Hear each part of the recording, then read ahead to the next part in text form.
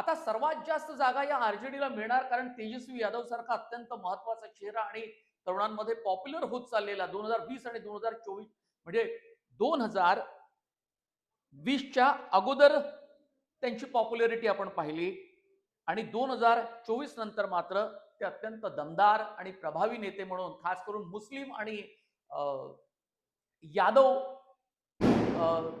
जातीमध्ये त्यांच्या नेतृत्वाचा असर आपल्याला पाहायला मिळतो, ज्याला एम वाय कॉम्बिनेशन हे बिहारमध्ये म्हणतात, मुस्लिम आणि यादव.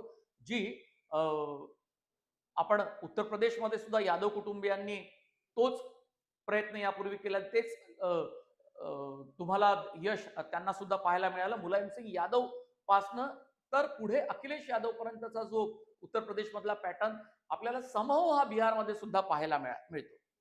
पण मुळात आघाडीमध्ये महागठबंधनमध्ये जो गोंधळ आपल्याला पाहायला मिळतो तो आधी पाहूया, आणि तो काँग्रेसमध्ये आहे. आणि 12 जागांवरती मैत्रीपूर्ण लढत होताना आपल्याला पाहायला मिळेल निवडणुकीच्या वेळेला, कारण पहिल्या टप्प्यामध्ये 6 नोव्हेंबरला 121 जागांवरती निवडणूक होते, मतदान होतं, आणि 122 जागांवर 11 नोव्हेंबरला मतदान होऊन 14 नोव्हेंबरला निकाल लागणार आहे.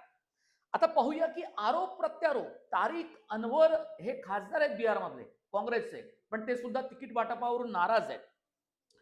या बिहारमध्ये काँग्रेसचे प्रदेश प्रभारी कृष्मा अल्लवरू आणि प्रदेशाध्यक्ष राजेश राम यांच्यावर तिकीट विक्रीचा आरोप होतोय, जो महाराष्ट्रामध्ये यापूर्वी काँग्रेसमध्ये झालेला आहे, मोहन प्रकाश असताना आणि माणिकराव ठाकरे अध्यक्ष असताना.